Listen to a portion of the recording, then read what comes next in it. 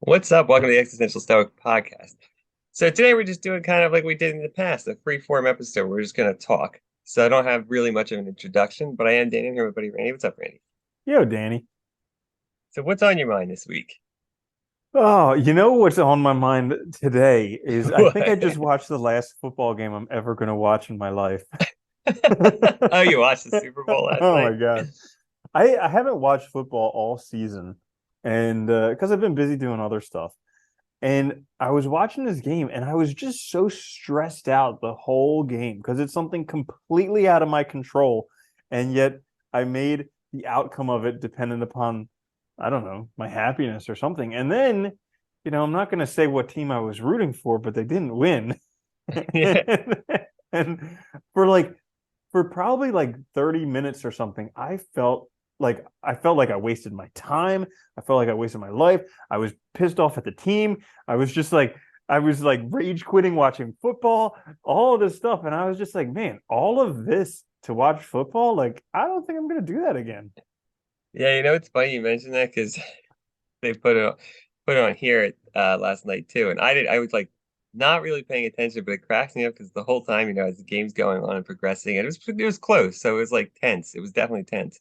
You know, everybody in the house starts yelling at the refs, as if you have control of what's happening. It always cracks me up, but it's like it is. It's so easy to like things and then to make them like what happens, the outcome, a condition of your happiness when you have zero control over it. And it's like the worst possible thing you can do for happiness and for stress and mental health because you're letting like basically random events that you have no control over dictate whether or not you should be happy or how you feel. Yeah.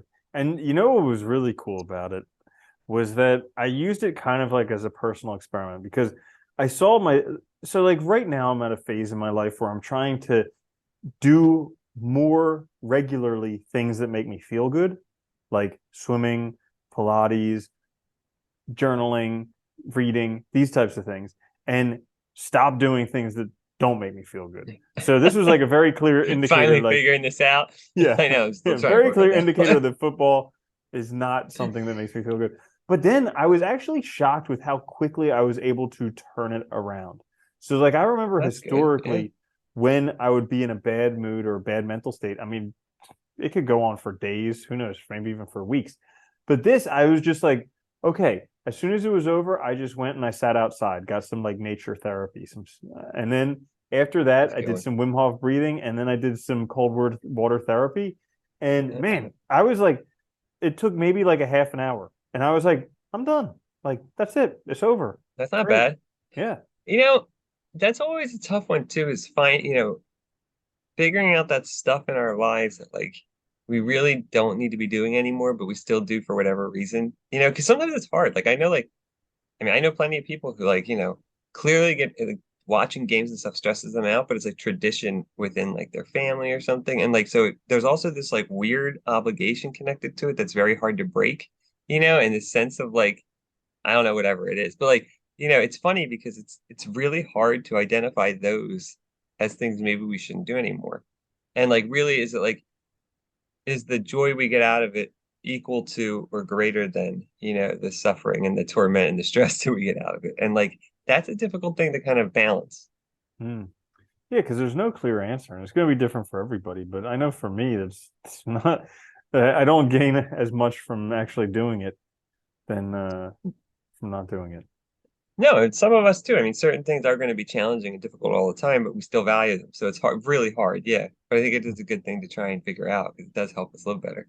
It Yeah. is funny though. It cracks me up so often how invested we get in things that really we have nothing to do with and no control over. But Hmm. it's so easy to do. It's so easy to become part of that crowd. It's so easy to feel like because there is that sense of community and stuff in that weird way, and it's to even when you're home watching it, like you feel like part of this community of people. It's weird.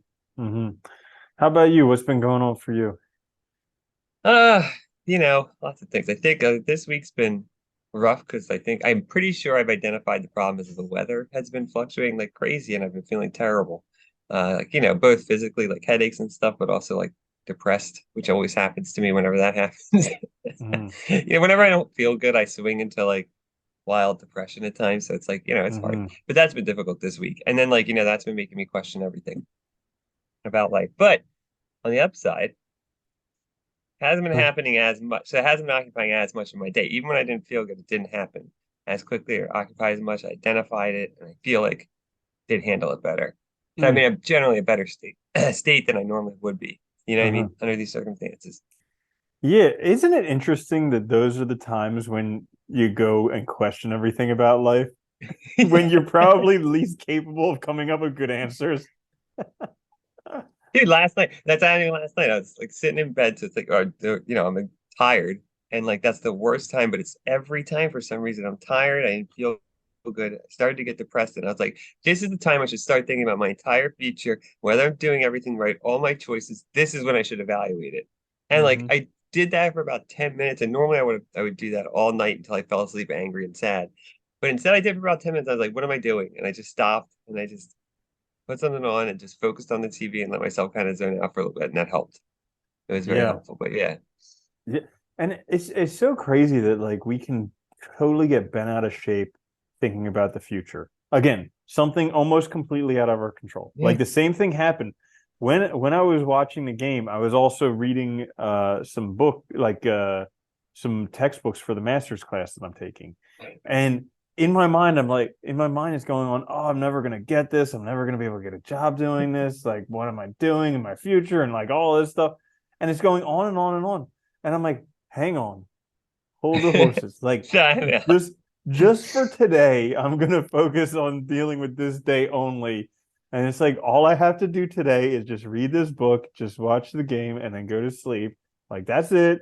And then I also was reminded of Marcus Aurelius, where he's like, let go of the past, have faith in the future, love what is, and act right. Yeah, And it's like so easy to get caught up in this future. You're trying to make something that's impossible to make happen right now, trying to make it happen right now, and then getting stressed about it. yeah. It's funny too. It's like no matter how much no matter how much no matter how much you prepare yourself, it still happens because it's like almost like it's like a gut reaction. Almost I feel like sometimes it's weird, but I noticed though the more I've been identifying it and recognizing it, the faster I'm getting at like not getting out of it, and handling it in a healthier, what I feel like is a healthier way, Mm-hmm. which is good. That is good. But it is just funny how it still happens every time. It's so almost cosmically funny, how like every time I get tired, it's like you get sad, and that's when you think I should plan. And it's like, and again, like you said, you can't plan the future. You can plan for it. You can do what you can to kind of prepare yourself for eventualities, but you can't make anything happen that you can't make that's hasn't happened yet. And plus, like you have no way you cannot predict the future. Like I was Nope. thinking about this. So there was some commercial, and I wasn't watching the TV, so I don't know what the commercial is, but I just heard somebody saying, like, I think it was a comedian or something, like, who's lost their job recently? Because, like, dude, tons of people have been laid off over the past year. And, Yeah. like, that fed into this whole thing of, oh, I'm never going to be able to get a job, never going to be Yeah. able to do that. But then I was thinking back, the Super Bowl was in Glendale, which is like a suburb of Phoenix. And I remember back in 2008, 2009, 2010, 2011, like, you could buy property around Phoenix for like $5,000, ten Oh thousand yeah, it was dollars for a house. nothing. It was pennies. Now, remember like last year or 2 years ago, the height of the property market where things are going for $500,000 a piece. Like to be able to be in 2010 in Phoenix where the real estate market is decimated, and then to think that just a mere what is it like 15 years or something now, and it'll bounce back completely, like bigger than anything you've ever seen before. You'll be like, nope, not going to happen. I know the future. I can predict the future. That's not possible. That's a good example though, too, because think of like, it's happened so many times too. If you go, any of us could wish to go back in time, 10, 15, 20 years. And, there's plenty of stocks that were like worth nothing that then blew up, especially if you go back to like the tech boom, like and all like that. I mean, who wouldn't want to go back with that knowledge? But the fact is you can't because we don't know what's going to happen. And there was plenty of people back then who were like, oh, that's so risky. It's stupid. It's going to fail. They can't, whatever. They're never going to be able to make that business Who work. names a And then, bookstore after a yeah, rainforest? yeah, right. I mean, their stock was like a penny for like a while. It was terrible. But then, look now, so you can't predict it. And anybody would love that information, but Hmm. It would take away all the excitement too. Yeah. Yeah. So Is I that guess, just, mm, oh, go ahead. I was gonna say, is it just our desire? I think it is just our desire for security and comfort. And like, like part of us really wants to be able to wake up every day and know exactly what's gonna happen because then we feel safe. hmm And like, I think that is a big part of it. And so we stress about the future because we can't know it and we know that, but then we try, it's like this like weird, thing going on, paradox, I guess. I like how you said paradox because Tony Robbins talks about that all the time. How like on one hand we have that we want uh this certainty, but on the other hand we want novelty, and it's like these conflicting things because we want things Yeah. to be the same and then we want them to be different simultaneously. Well, It's it's like, just and we get sick of the same so quickly too. It's like, yeah, we want it, we crave it, but like it is really funny. It's like we don't know what we want ever. Like the security we want because of the comfort, because it makes us feel safe, and that's whatever. But yeah, everybody wants to Mhm. be able to think like, oh, I got this job, I'll have it forever, right? And like it'll be good and it'll work out. 'Cause that's great, but you never know. Never know what's Mhm. gonna happen. Yeah, it just doesn't happen anymore. No such No. thing, no security. Ugh, and these books that I read are just like terrifying. My goodness, yeah, absolutely terrifying. Oh, all the If security stuff. Oh my gosh, if Yeah. you want to Oh be God, it's terrified, scary. read some books on cybersecurity. And I won't even share because that's crazy. Because you Um, realize everything you interact with every day is totally fragile and probably incorrectly made. dude, and just how like China and Russia are just doing everything they can to cause like crazy nuisance online. Dude, And it's just like, well, you can cause a lot of problems online very easily. That's the hmm problem. yeah, And we still trust it. yeah, yeah. So the other thing that I've been dealing with is just like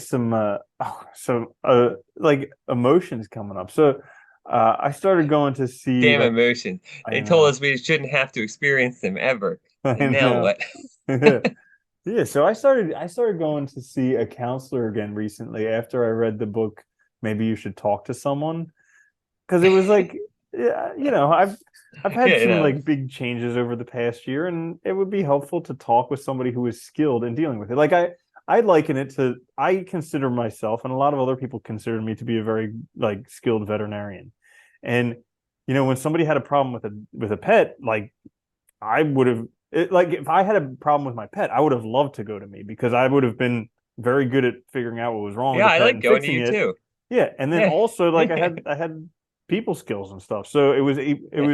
it would have been good for everybody. But so I was like, well, I'm dealing with problems in life. Why don't I go to somebody who's skilled in handling them, or at least skilled in helping me deal with them?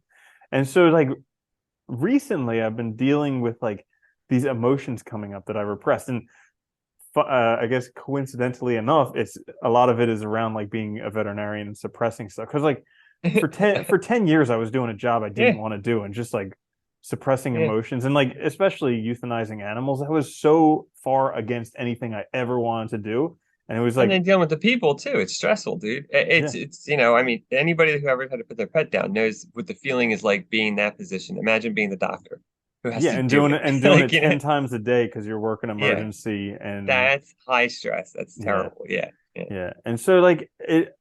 So, anyways, funny enough, during the Super Bowl, there was some commercial with like I think it was a lab that got old. I wasn't paying too much attention, but I'm pretty sure it was a lab that got old, and I just started crying because like it reminded me, I had a Yeah. lab uh, who died. Like old labs die. It was like 8 years old, and it was something where we couldn't figure out what was wrong with it. I took him to a bunch of specialists and everything like that, and nobody had any idea what was going on. And he just got old and he died. And I just like pushed that down. I never even addressed his death really. Like he was just and that was just like a part of the job. Like, you know, Yeah. dogs die, I just gotta push it down and keep on working because there are other patients here. And so I just did that too. And like I realized how much I just kind of pushed that down. No, that's good though, because it's true. Like it is. It's a lot easier to do that as like a knee-jerk reaction and deal with it, especially in the moment. Because like you said, you're at work. You got to deal with things. I'm sure that happens, especially in any kind of like any kind of emergency situation, whether people, animals, whatever. I'm sure that happens a lot because you're dealing with stressed out people, you're dealing with sad people, you're dealing with sick patients. I mean, it's hard. That's difficult. Yeah. And I think it's Mhm. smart that you recognize to talk to somebody because people forget too, like, it's not like talking to friends and stuff is great, but it's not always easy to talk to your friends about all that stuff because sometimes you feel bad about burdening them or whatever it is and other stuff. And it's like, so having a professional is helpful. Yeah. And here's something that I heard that's really crazy. So I read this book called I Hear You, talking about like the superpower of interpersonal communications. And it turns out that like most of the time, probably like 90% of the time, people don't actually want an answer or anything like Nope. that. They just want validation. And Yeah. so like finding someone who's skilled in validation, oftentimes a counselor skilled in validation can help you, get what you've been Dude, lacking for a long time. they just want to be heard. Do you know how many times, dude, I've been dealing with something that I've had struggle with, and then once you say it, like that's all you need to do. Say it out loud. And like because half the time that's all acceptance is just saying it out loud. Like I feel this way. Mm, This happened. And I think it's funny, but like that's why you need somebody you can talk to about it. Cause like that's yeah. It's just being heard. It's super important. mhm. Because dealing with it yourself, you'll never get the answers. You'll just keep pushing it down, just keep doing what you were doing before, and eventually it Yeah, comes back to bite us. yeah, crazy. Yeah, I had Yes. that. That was help. Oh, I was gonna say it was helpful for me when I had we had several friends die very rapidly, and I think I had some extras too added in there at the same time, and that was like, I never really dealt with all that either until much later. So it was very helpful. Yeah, talk to somebody later, and once you realize it too, it helps. Mm, yeah. Yeah, I know I still have that stuff coming up because I just avoided that too. Like Well, avoidance is easy. grandparents. I mean, yeah, I read something somewhere where like avoidance is a very effective coping strategy because you're coping by not coping. Yeah, yeah, like, I just whatever. I'll do it. Let it come up Eh, later. eh. Yeah. Wait till 10 years later and I have some problem I can't figure out. And then I realize the cause is, this thing that I've been pushing Your now for shoelace fucking ever. breaks and you punch someone in the mouth. Yeah. You're like, son of a gun. Yeah. Yeah. Oh God, that's so funny too. When something like small happens and you like break down and then you realize like this is not the problem. Yeah. Right. Oh my goodness. That's Yeah. funny. Oh, it's good to laugh again. So, It'd be so much easier if there was like a rule book or or you know what? Actually, I was thinking about this the other day. It would be so much easier if the people that came that were before us who taught us had figured it out. oh my gosh. Yeah, tell me about it. But the problem is, I think by the time we all do, it's way too late. So nobody gets that information. So everybody else is back to zero. Mm-hmm. Oh, dude, totally. I mean, we're all raised by like emotionally immature people, and yeah, everybody's dealing with their own stuff. Everybody's denying it. Everybody's pushing it down. They're Mm-hmm. like, you just don't show your emotions. You just move on. You're fine. Walk it off. You're good. Don't Yeah. worry about Yeah. Yeah, it's a whole crazy scenario, but it. yeah. It's nuts. Well, Mm-hmm. it's good though. It's you said you're trying to do. I can't remember if we mentioned this on this or if that was before, but you mentioned earlier that you're trying to do more stuff like take time off and do more stuff like that was fun.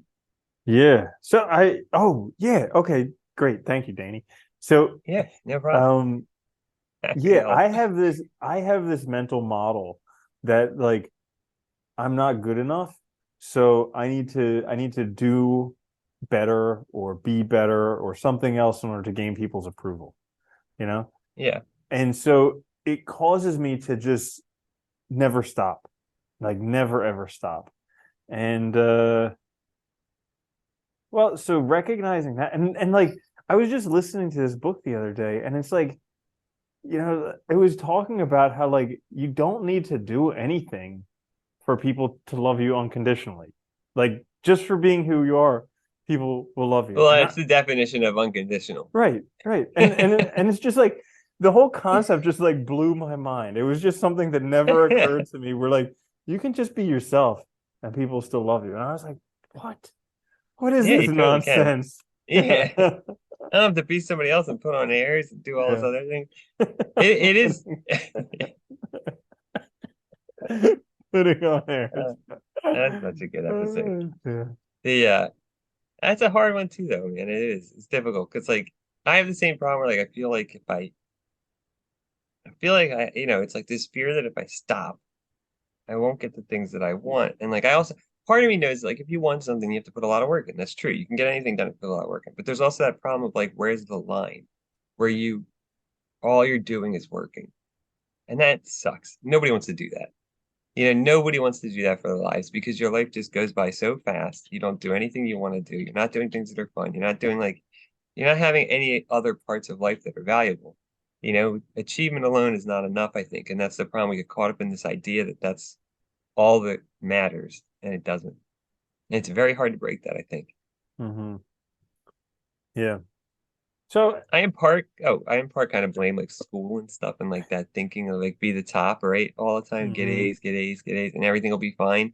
Because hmm like that false idea, like if you just do really well here, you'll be fine. well, that It's like, system well, worked for a while until Enron and everything, you know? yeah, Hmm. yeah, pretty much. Now there's no job security. But you know what? The world's been falling apart forever. I mean, let's be honest. It's nothing new. The world's been falling apart forever, and it's just trying to find some sense of security within yourself. Yeah, yeah, that's probably true. And peace in the moment. There's always been bust and boom times too. It's like because like a roller coaster, everything does. And nothing's, I mean, that's the other problem. Nothing's guaranteed. Like we want things we were saying before. You want things to be guaranteed. Have certainty, but there is no certainty. Hmm. So how do you handle that? Well, that's a tough one because you're never gonna like that's the thing. You're never gonna have it, and you just have to recognize it. It's never gonna be there, like ever. But It's still funny find something that you can.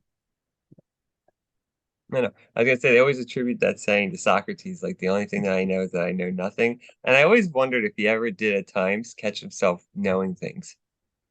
You know what I mean? Like thinking he knew something and then be like, whoa, whoa, whoa, whoa. I definitely don't know this. Like somebody asked him the time. Oh, it's 7 o'clock. I mean, I don't know. I have no idea. Uh, but I always like that too, though, because it is true. It's like, you can't know anything for certain. There's no, we can look for that stuff, but it's just, are we going to find it? Probably not. Hmm. Yeah, I was thinking about that. I think today or yesterday, something like that. How like this past year was kind of rough for me because I lost a lot of stuff that was like important to my ego, I think. Oh, that's rough. Yeah. Yeah, and I survived it. It blew my mind because it was like for me it was like a testament to just like the resiliency of humans to be able to endure all that stuff. But I was thinking, I was like, I don't know if I could go through that again. Like I would, because half of me is like, well, when you're down at the bottom, there's the only way to go is Yeah. up. So I'm like, all Yeah. right, I'm going up. But I'm like, that may or may not be true. Like, oh, if I had to endure like other stuff, holy cow, like wow. Well, you know what? That's what gets me sometimes too, is like, it's not so much well, the uncertainty of the future, but also like the idea in my head, sometimes I'll think about the future and I'm like, if I have to keep working this hard, like I can't do it. Does that make sense? Like, you know what I mean? Like, yeah, 100%. I have that all the yeah. time. Oh my Oh God. my And like god. I just want to be like, you know what? If it's gonna be this hard the whole time, do I want to do this for another 30 years or 40 years? Uh-huh. No, I know I don't. I Yeah. definitely don't. Like it's gotta get easier at some point, but then it's like, I don't know if it will or not. Like, I can't know. So it's like, it's hard to say, but it's like I definitely don't want to Mm-hmm. make it this Yeah. hard forever, right? Yeah. Yeah. Oh my gosh. And it's crazy because like there's no way to get around it. Like, who the heck was was it the myth of Sisyphus or something where he talks about how like, you always have the ability to choose life. I think that was in terms of like suicide. You always have the Oh, ability to oh, choose oh, that's life. in the larger book. Yeah, yeah, Okay. yeah. That you can, yeah, that philosophical suicide, there's also real suicide, but there's also basically choosing life. Yeah, like choosing to keep living. Yeah. Yeah. So like I heard someone talking about suicide, how they were talking with somebody who just wanted to like get rid of the voices and they were contemplating suicide. And he said to the guy, he's like, what happens if the voices don't disappear after you commit suicide? And it's like the same thing with that. Like it's like if life is going to be this hard forever, I'm not sure if I want to do it. But then it's like, what what guarantee do you have that all the difficulties will go away after you commit What if it just suicide, dude? starts over? Yeah, or what if it's worse? Like, what if it's literally worse? Or the same thing. And you're Yeah, just like, damn, I gotta do this again. right? Yeah, dude, it could be, yeah, who knows? Dude, that's Yeah. just like, whoa, my Isn't goodness. it funny? That always cracked me up too, because it's like, it's like from like a biological scientific standpoint, there's a clear, it seems to be the case of what happens when you die. It's just, that's it, right? Hmm. But like then there's that whenever there's an unknown, it's like I mean the universe is weird. Hmm. There's a lot of weird stuff. So it's like what can I like yeah, what if? And it Dude, it is could, tough because it's like yeah. So I'm reading this book called Deep, which is about what the heck's it called? Free diving, which is where people uh so like I they didn't take big really they don't use tanks or anything, right? don't They use just go tanks. And you can go down further and you can stay down longer. Well, not maybe not longer as some tanks, but like because you're not breathing the pressurized gas, you don't get nitrogen bubbles in your blood and you don't get the bends, you don't get anything like that. And so you can go down faster, you can come up faster. So it's wow. crazy. Yeah. How deep do they go? I think the record some dude's gone to like 700 feet. What? Yeah. Really? Yeah, Free diving. using a weighted sled. Went Oh, down to to make it 700 feet. faster. Go. Yeah. Oh, okay. But 300 Damn, I feet, can't. 300 feet on the regular. And the record is like 11 minutes for holding their breath down there, something like that. Wow. You know what's funny? I remember watching a thing on there where they said they do this special breathing technique to take in extra oxygen before they go down. Like where Hmm. it's a lot of work on your lungs and stuff, but it's Yeah. interesting. Like, yeah. Yeah, and so but like so the free diving competition, they have a whole bunch of safety regulations because this is aside from base jumping, this is like one of the most dangerous sports, especially if you're That doing makes it sense. alone. Yeah. So like base Yeah. jumping, I think it's like 1 in 60 is the casualty rate. This is where you like jump off of bridges and jump off of rocks and Yeah. stuff like that. And they Free hit the diving is like walls and one in stuff. yeah, free diving is like 1 in 200, something like that. So it's very, very Wow. risky. But the free diving competitions, they have a zero casualty rate. So like nobody's died in them because they have a whole bunch of safety things. Like they actually have like safety divers there with you. They have a string attached to your legs so they can pull you back up if you're like too far Oh, they have down. people down there They with use air and stuff too in yeah, case something happens. Like, they use sonar to like see if you stop moving. And so there's an wow. account in the book of like somebody who blacked out on the way up and they like they resuscitated her and they're like, what happened? She's like, I don't know, I was just swimming and then I was dreaming. Like it was just like that. Like, yeah. And That's who knows, weird. maybe I that could be what death is like. Like maybe you're just doing whatever and then you're just dreaming. Yeah, it'd be really weird. Yeah. And you all know dreams. Dreams can be worse than freaking, yeah. Mm-hmm. You don't know. It's Yeah. weird, right? It's really weird. It is Yeah. weird. We don't even still don't even understand consciousness. So it's like, it's like there's so many, it's funny. Like I've always found that interesting. Like the more you read, the more you know, the more you realize we don't know anything. Like anything. It's so funny how like we still can't really like I mean there's so many things we can't explain. Even natural phenomena that we take for granted, like lightning and stuff, we still don't fully comprehend. Like it's really interesting when you think about that and then you think about like certainty and it's like pff, what certainty? Annoying. Yeah, Like we the think more we know, the more science is an questions you have. answer. Yeah. We think science is an answer. It's not. Yeah. It's really interesting. Hmm. So I've been spending a lot more time outside recently, just for Huh. like 10 minutes a day, because I heard this thing from Andrew Huberman, who was talking about trying to get some actual sunlight on your skin within an hour of waking up. It is And helpful, yeah. I've been yeah, grateful for the I take a walk every morning and it's very helpful, yeah. yeah. So I've been doing that within an hour of waking up. I get some sunlight on my skin, and it's been good because it totally like I can just stay inside of a room all freaking day and never go outside. And it's Yep. just so crazy because we weren't built to do that, you know? No. It's so And easy to though. It's so easy to get caught up in what you're doing. It's so easy to get like stressed out about what you have to do and to make yourself feel like that now matter like doing all this crap right now matters more than anything when it doesn't. You can stuff can, wait.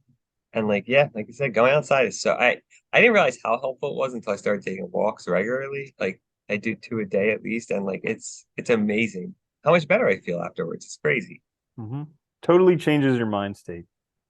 And you know what's funny too? I remember when I first started, I was like, oh, I won't be able to do this because it's raining or cold. I won't. And like now, I don't even care what the weather is. I just go. It's like Yeah. doesn't matter. It's Yeah. funny how easy it is to get used to it. Yeah. Yeah. It's so crazy. And hmm. Yeah, I nature's also helpful though. I Oh, also sorry. heard from him that Yeah. delaying drinking coffee for 1.5 to 2 hours is actually really, really Uh, helpful. It'll help, I know, it'll help prevent like the afternoon lull when you feel just like really, because uh, I've had this thing where I do like that. probably from like 3 o'clock until about 8 o'clock, I'm just like dragging. And then once it's time to go to sleep, all of a sudden my energy's back. So I haven't actually seen the benefits from it because I just started it 2 days ago. But I heard that if you delay drinking coffee for about an hour and a half to 2 hours after waking, so I'm just doing an hour and a half. I'm not going all like hero on this. Yeah, Uh, like crazy but person. but Yeah. it allows your natural cortisol levels to spike, and then after that spikes at about 1.5 hours, then you have the caffeine, so you don't have like this hangover period in the afternoon where you just Yo, are feeling it. that's so funny, dude, because every freaking day after lunch, I get so exhausted. Now, my routine is just drink more coffee Hmm. and get through it, right? But like, and I do get through it, but it's just funny because like it happens so often, and I always thought it was lunch. I always thought I was maybe it's lunch makes me tired Hmm. because eating, Yeah, does I'll let you sometimes. I don't know in know, a but couple weeks yeah, let me how it know. feels.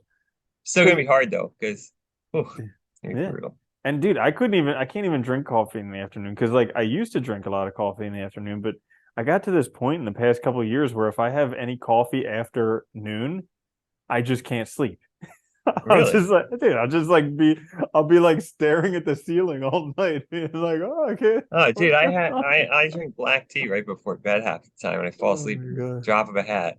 It's Yeah. nuts, I don't know what and like happened. doesn't. Like, dude, it's so crazy because like old people tell you that like your body changes and everything, and as Yeah. a young kid, you're like, nah, whatever. No, You're just being weird. you're But wrong. like, dude, stuff happens like 30. Man, yeah, stuff happens. It is funny, isn't it? Hmm. Dude, the one thing I remember realizing, so, oh God, one of those things was like drinking, dude. Like, oh my God, like the hangover afterwards, I was like, I never get hangovers when I was younger. And then, like, as soon as I hit like, I don't know, like 28, I was like, oh, this is terrible. I Hmm. hate doing this now. Yeah. Yeah, Yeah, because it's just brutal afterwards. definitely not as fun as a young kid. No. Yeah. So, Oh my God. anything else? What Yeah. else is going on? That's about it. I mean, I've been in the same boat as you too. I've been trying to take more time to do fun things and like remember to do that. But it's so easy to get caught up in just doing stuff and trying to keep that momentum going. And it's like it's a tough balance. I don't know. And I think the weather, I know I'll be more apt to do fun things when the weather's nicer too. Because the weather here right now is not great. So it's like, that doesn't help, but Hmm. it's hard. It's a hard balance to find. Yes, it most certainly is. And like I find so I remember Tim yeah, Wim Hof, the first thing I ever heard from him, he did an interview with Tim Ferriss. And after they did this whole, super long interview that they do, hour and a half or maybe 3 hours, I don't even remember what it was. But like he just asked, he's like, any other words of advice you have for people? And Wim just says, have faith. Like that's it. And that's Yeah. like Marcus Aurelius, have faith in the future you know and it's just like it's the simplest thing, but at the same time it's like the hardest thing because all of these things I'm trying to do right now, all of this effort and stress and all these things I'm trying to make happen, if I just have faith, like it's totally cool right now.